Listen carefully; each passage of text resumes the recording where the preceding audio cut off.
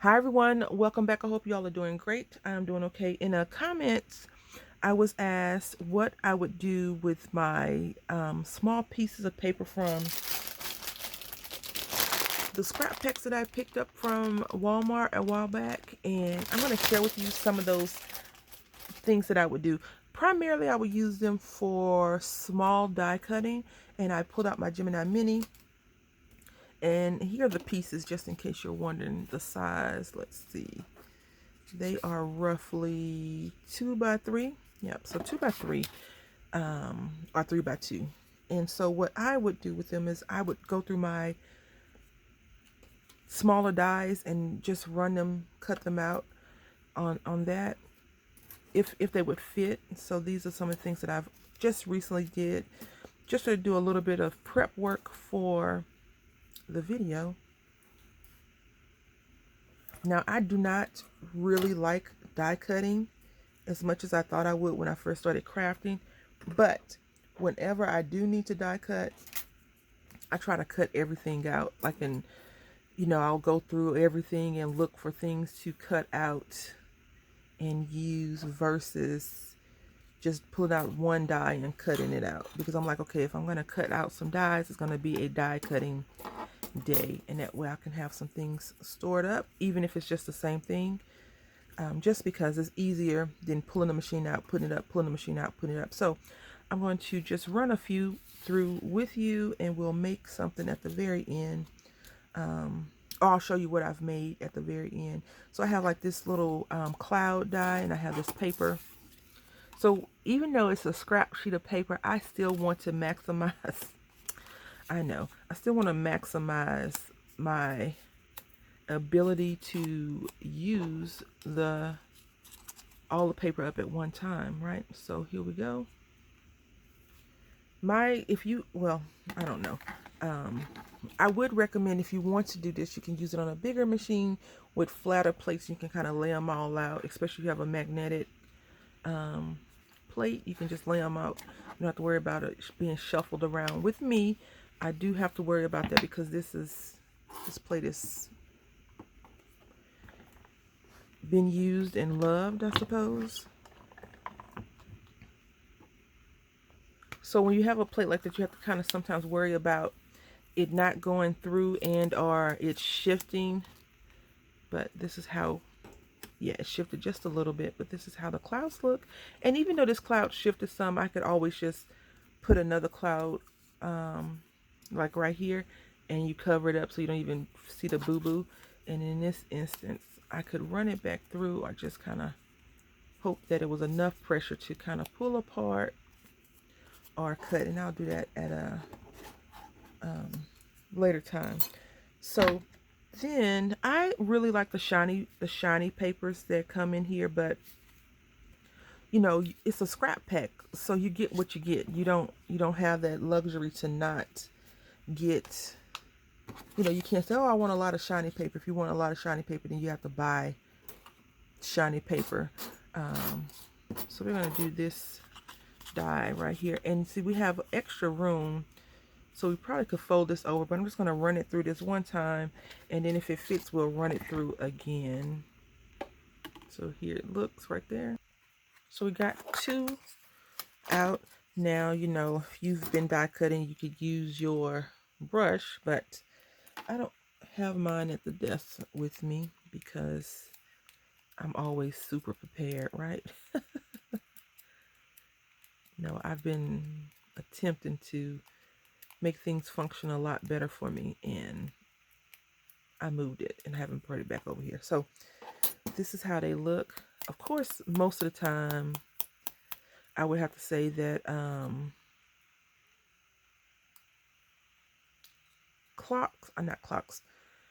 locks look okay or a lot better in gold, but I had the silver piece and not a gold piece. So I would have to go back through here very gingerly and just poke these out. I think that if you have good pressure on your die cuts, they tend to come out a lot better. But since my plate is bowed, I would have to work on that a lot. So then the next thing I have is these flowers that I like a lot. Now, I'm not that greatest at quilling or rolling flowers. So the first one I did was this one, and I put it too tight. And then the next one I did was this one, and it was okay. And then I did this yellow one, which I really, really like. And this red one I did this morning. So what we're going to do is we're going to run this through our machine, and then we're going to roll some flowers. Okay, so we use our scraps, and we got this. Now, I do want to do a quilling project, a rolled flower project, but I'll probably end up doing them on the scanning cut versus this little baby Gemini, just because I can get multiples done. So I don't have my quilling tool out. I'm going to use some tweezers. These came from the Dollar Tree, and I'm just going to roll it.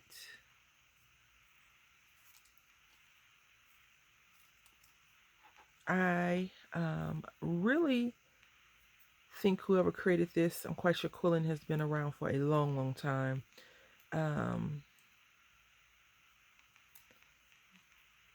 They were like, oh, hey, look, I just created a thing. Which it is a thing, and it's a thing that I'm not sure I'm good at. But I try, right? You know, I was looking at someone's, they were doing like a craft room reveal. So once I get it rolled up, I just kind of let it unravel a little bit, because you want it to go on that little circle piece at the bottom right there. So, you know, you want to hold a lot of tension first and then let it unravel some. But they were showing their craft room reveal, and I was like, you know what, Brandy? If you only liked one thing, like if you were only crafting one thing, you'd probably have better success at having a craft room reveal or tour.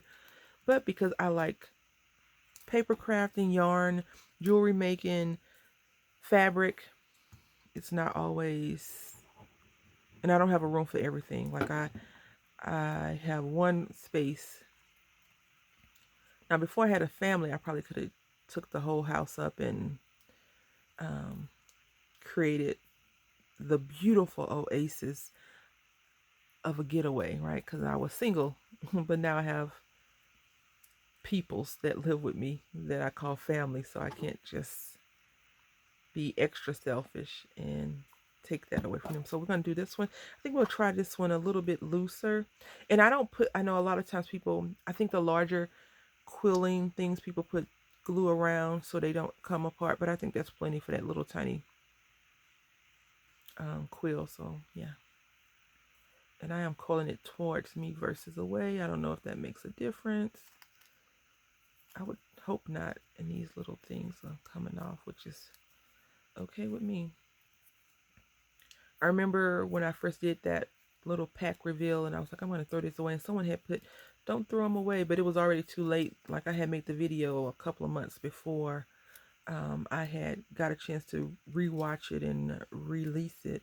I had already thrown all those in the trash, except for a few, these little tiny ones. I was like, I'll see if I can't work with those on a different level. Okay, so I did not do a very good job at keeping it all leveled, but I just like the yellow. I think they come out prettier, and maybe I'm a little bit partial to yellow flowers more so than the other color. So I am putting the glue down here,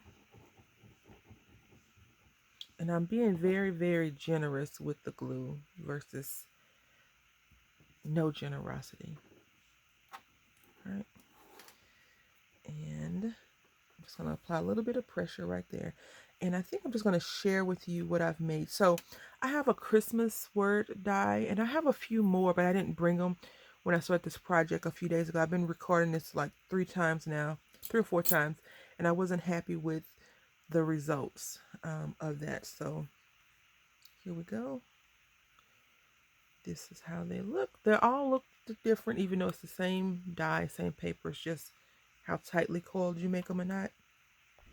All right, so I use some of my little tree dies. I use this one and this tree right here, along with this Christmas, it says Season's Greetings, and I use Cozy and Bright paper pad just to give you an idea what you could do with your little scraps, and it's more about the scraps than anything else. And I made these 2 cards. Same dies, just a different, you know, one's landscape, one is portrait, and blank on the inside. This is how the back looks. This is an actual Christmas card, and this is not. I don't think this is a Christmas card, but anyway, I just put the card fronts on there, and I just glued these down, and this is what I created. So, you know, sometimes you just got to look at what you have and just place it on and go from there. So I hope that this gives you an idea of what you can do with your little bitty tiny baby scraps. And if you are a paper crafter, you have scraps all the time, right? I know I make scraps every time I paper craft, but these are just a few ideas what you can do with them. And if you're going to die cut out, I would recommend die cutting a lot versus a little, and then sitting around and just playing with your stuff. I want to say thank you all for watching. Until next time, happy crafting.